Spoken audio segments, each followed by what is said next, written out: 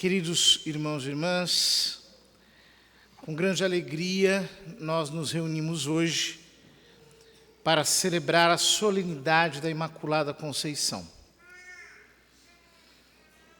Esta festa de Nossa Senhora que é tão cheia de encanto, de beleza, porque nos faz contemplar a santidade da Virgem Santíssima. Ou seja,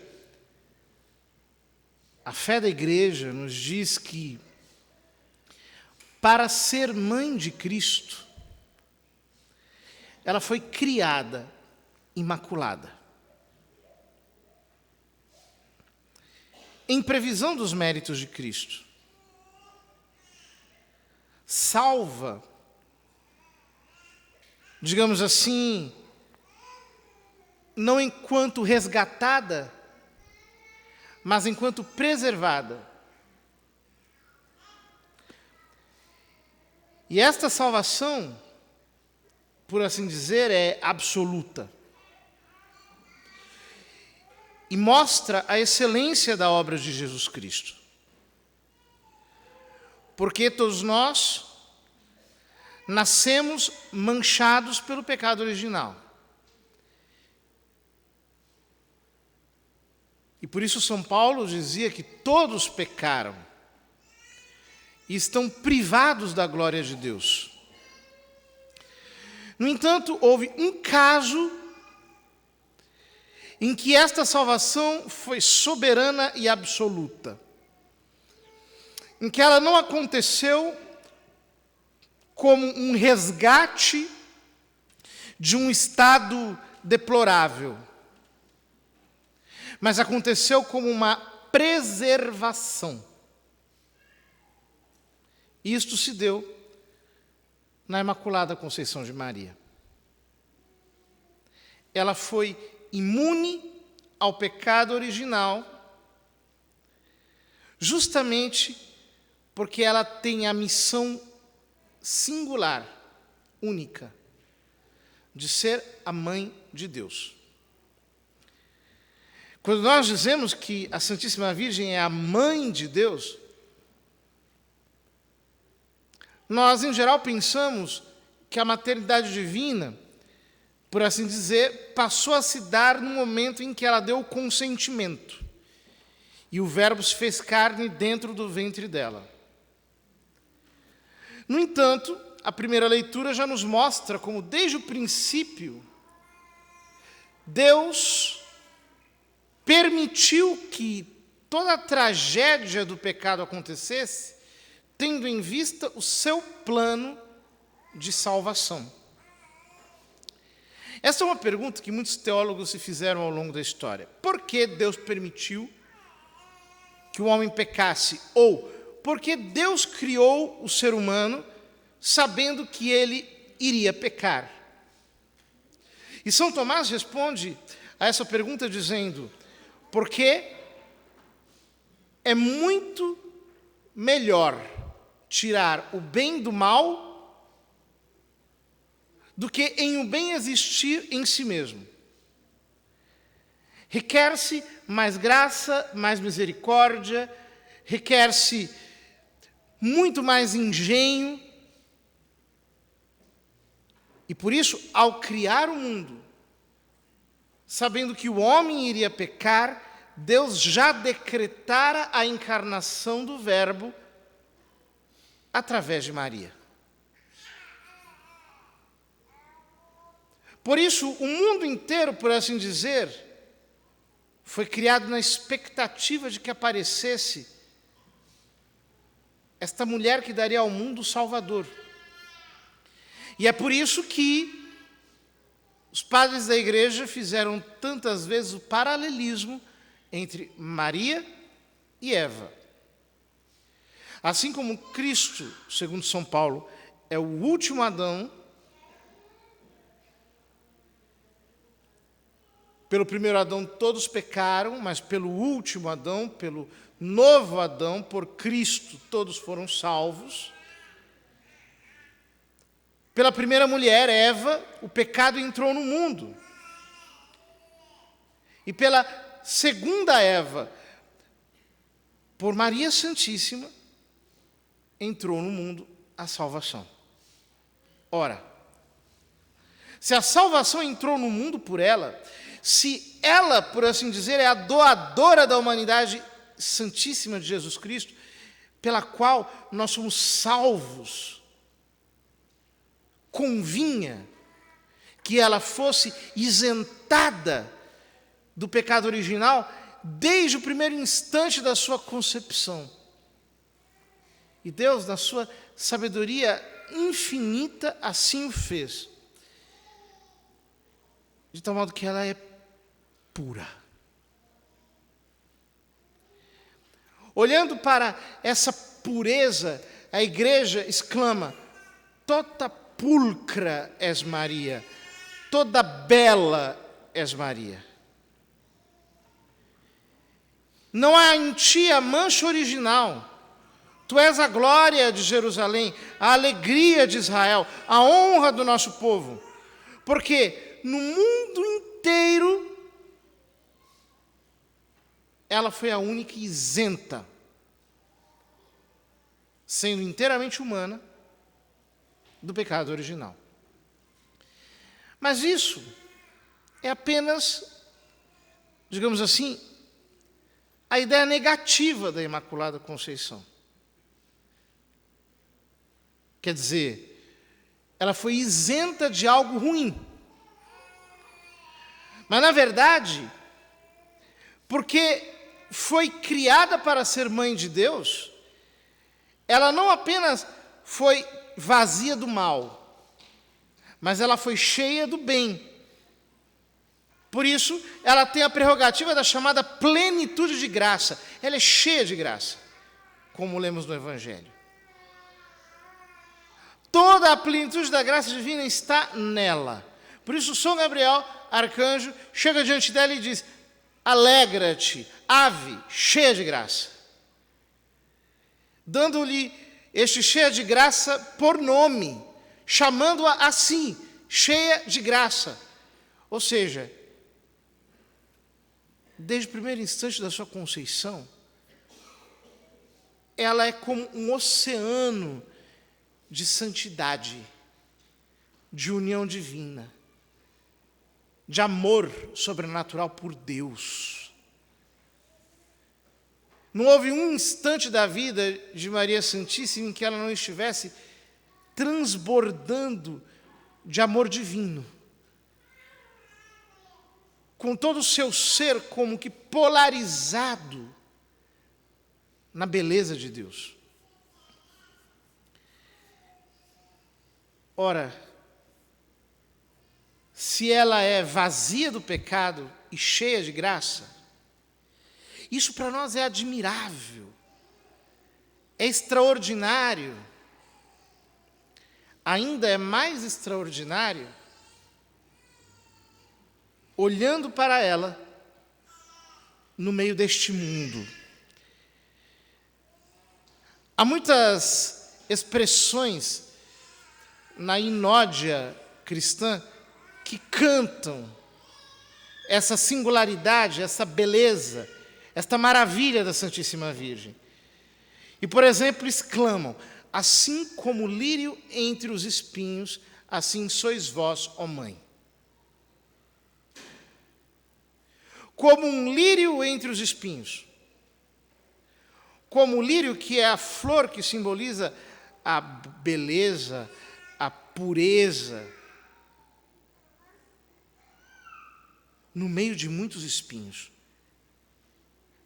A Imaculada, no meio da criação, maculada, não se macula. Nada tem o poder de maculá-la, nada tem o poder de manchá-la, nada tem o poder de tirar a sua santidade. Pelo contrário, à medida em que a vida da Santíssima Virgem transcorre, o amor a Deus e, portanto, a santidade não cessam de crescer. Assim como um oceano que fosse se enchendo mais e mais e aumentando os seus limites, até um incomensurável que supera outro.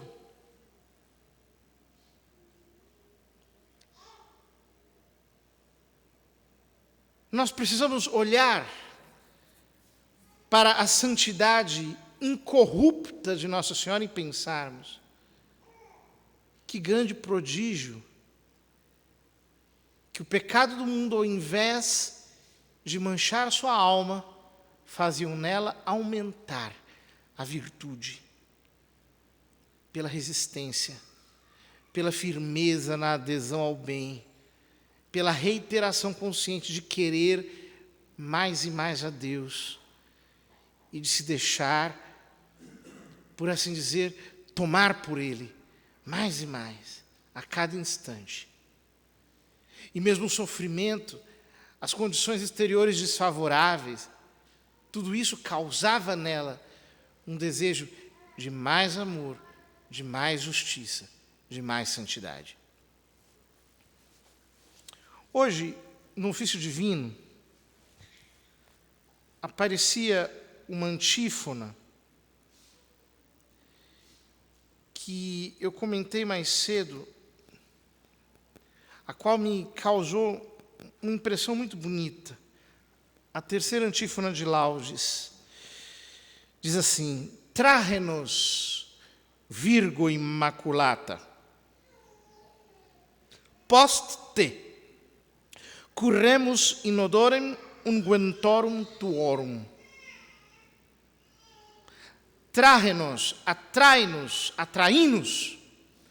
Só que este atraí-nos aqui não é um atraí-nos como soa a palavra atração em português. Porque a gente às vezes se sente atraído de uma maneira distante por algo.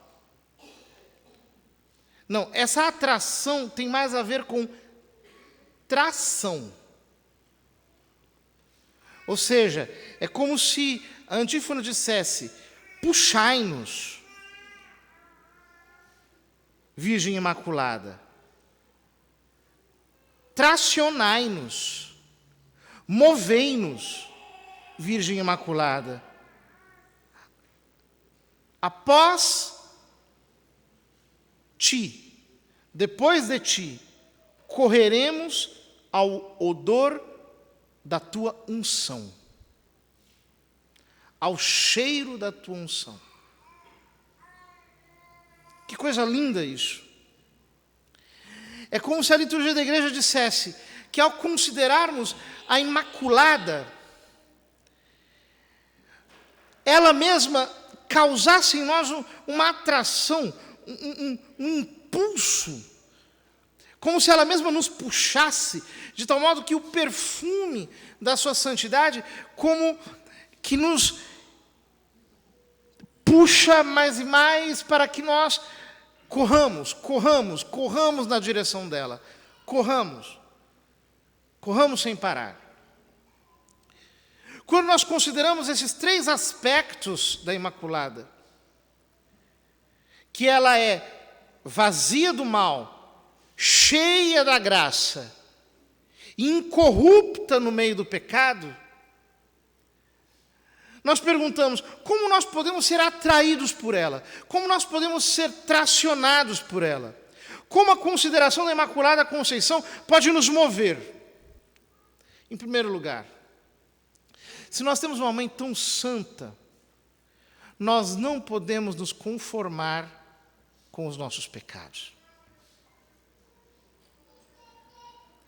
Queridos irmãos, nós precisamos ter em nós uma viva detestação por todas as nossas misérias. Nós muitas vezes nos justificamos, nós muitas vezes nos desculpamos, nós criamos retóricas para nos convencer de que não há nada de mal, que não há problema algum, que nós somos assim, que nós temos em nós uma deficiência, uma fraqueza, e nós passamos a nos acompliciar com os nossos pecados, ao invés de nos deixarmos mover por ela. Eva apresentou o fruto proibido para Adão. Ela moveu o homem ao pecado. O bendito fruto do ventre de Maria é Jesus. Ela nos move à santidade. Quando é que nós vamos parar de comer o fruto podre de Eva? Quando é que nós vamos parar de nos servir do fruto corrompido da tentação? Quando é que nós vamos olhar para tudo isso e dizer: Senhor, eu já caí tantas vezes, que eu me conheço, eu já sei que eu não presto, agora eu vou fazer aquilo que é oposto à minha vontade. Se antes a minha vontade inclinada ao mal, propensa ao pecado, me movia nessa direção, eu vou na direção oposta, eu vou contrariar ao meu desejo. Quantas vezes nós achamos que nós poderemos ir para o céu sem a penitência? Ou caímos no engano pior, que é o de fazermos penitência naquilo que não nos custa. Me lembro de um senhor que eu conheci, que sempre dizia que não quero doce. Não quero doce. Sempre se privava do doce. Anos depois eu descobri que, na verdade, ele não gosta de doce.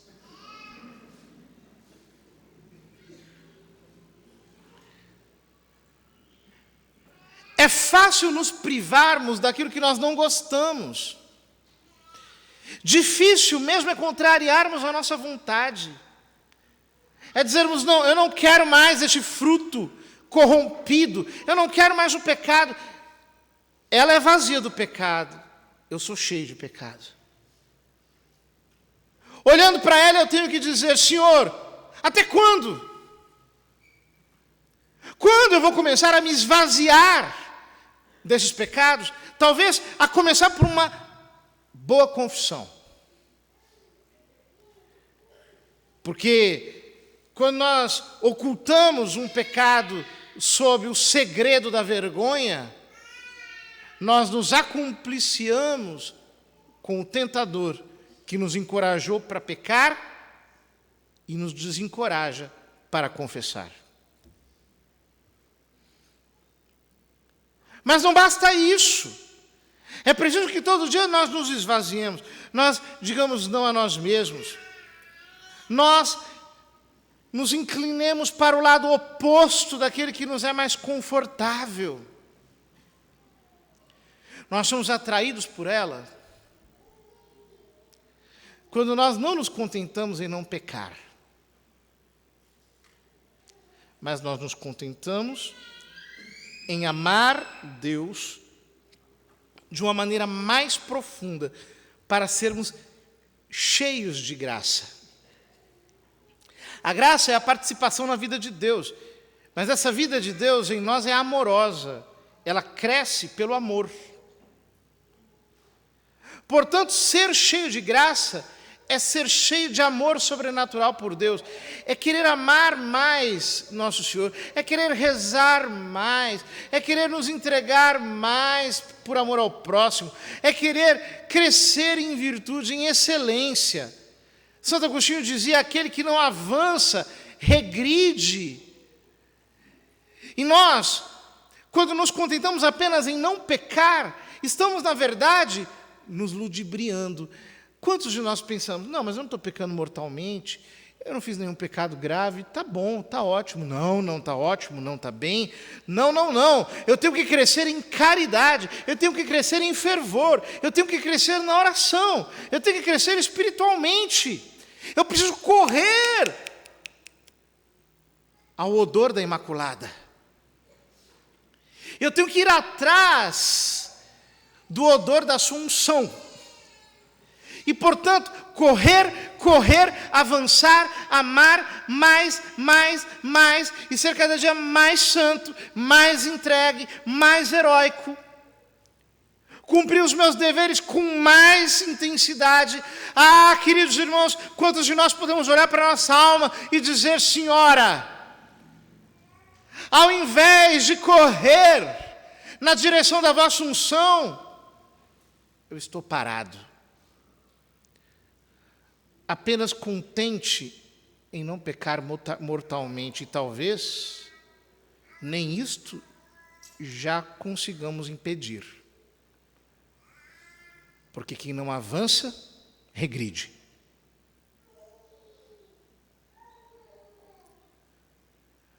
Mas nós precisamos ser como ela.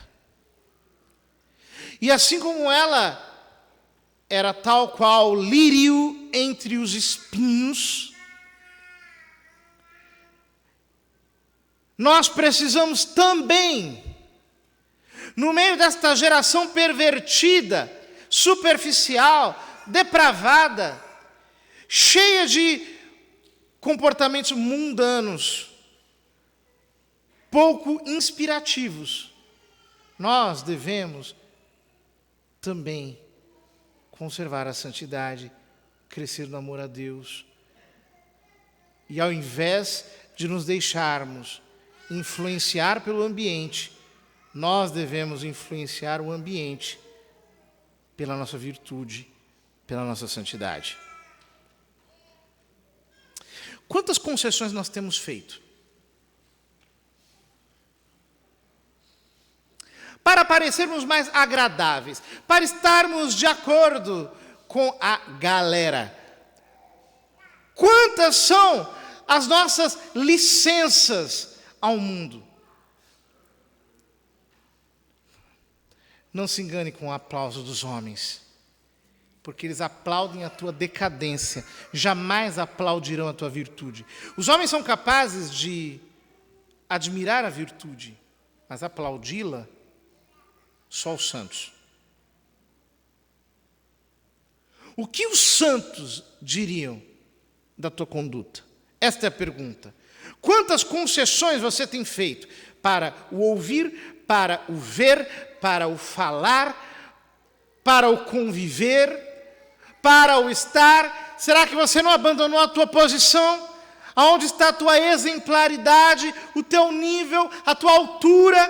Porque neste mundo maculado, o diabo começa não pela corrupção explícita, mas pela corrupção velada, que acontece não em levar diretamente ao vício, mas em macular a virtude. É aquela castidade que começa a parecer menos casta. É aquela sublimidade que começa a se profanar. É aquela inteireza, aquela pureza, aquela integridade que bamboleia, que começa a se tornar aparentemente mais maleável, mas que é concessiva. A impiedade dessa terra, às vezes tolera a virtude, mas nunca tolera a excelência da virtude, a sublimidade da virtude. Você pode ser casto, mas o mundo não tolera que você seja angélico. E a Imaculada nos fala, não apenas de uma virtude real, mas de uma virtude sublime, que nos chama a correr ao encontro dela. Queridos irmãos, olhando para a Imaculada, nós precisamos dizer: Senhora,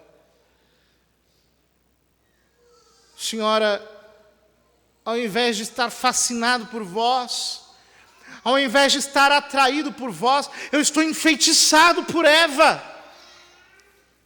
E quantas vezes o pecado nos hipnotiza, nos entorpece, quantas vezes ele cega os nossos sentidos, nós ficamos completamente fascinados por ele. Ele causa em nós uma espécie de ansiedade, então nós pensamos que temos que correr ao seu encontro e nos entregarmos a Ele, senão nós não seremos mais felizes. Quantas vezes a feitiçaria de Eva é o que nos move, é o que nos arrasta, é o que nos atrai, ao invés da unção de Maria, do perfume da Imaculada, que ao invés de nos entorpecer, levando-nos para a morte, para a destruição, para a corrupção, para a vergonha, nos devolve a razão, o bom senso, o amor por aquilo que é essencial, por aquilo que é evangélico, assim como ela, que neste mundo passou como serva, sendo a rainha, que passou neste mundo sendo uma mais, sendo na verdade a única, que viveu nesta terra maculada, sendo a Imaculada.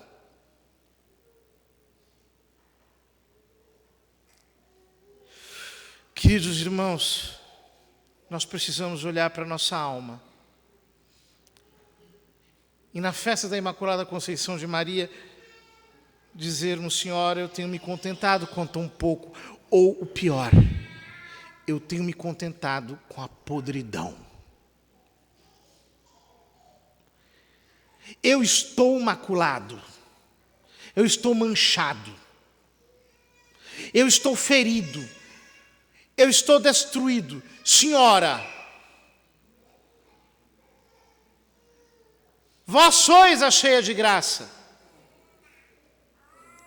Vós sois a bendita entre todas as mulheres.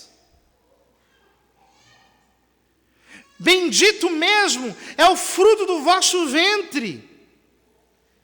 O mais bendito dentre todos.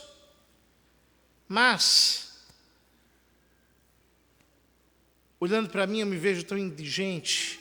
Rogai, rogai por nós pecadores. Rogai, rogai, vós que sois a mãe de Deus. Rogai por nós pecadores, não amanhã, não daqui a uma semana, mas agora. Agora, é agora que eu preciso me converter. É agora que eu preciso voltar o meu coração para vós. É agora que eu preciso correr atrás de vós. Vós já estáis tão adiantada. Vós sois inalcançável. Mas eu quero chegar mais perto de vós. Eu quero correr mais e mais velozmente na vossa direção. Rogai por nós, pecadores, rogai. Porque nós não queremos continuar assim como estamos. Que a Imaculada Virgem Maria instale dentro de nossa alma uma sã inconformidade. Então, queridos irmãos, nós possamos querer mais de Deus, sabendo que ela é a prova de que é impossível esgotarmos tudo aquilo que o Senhor tem para nós. Que a Santíssima Virgem interceda por nós e que assim nós também possamos chegar à santidade que tanto agrada a Deus.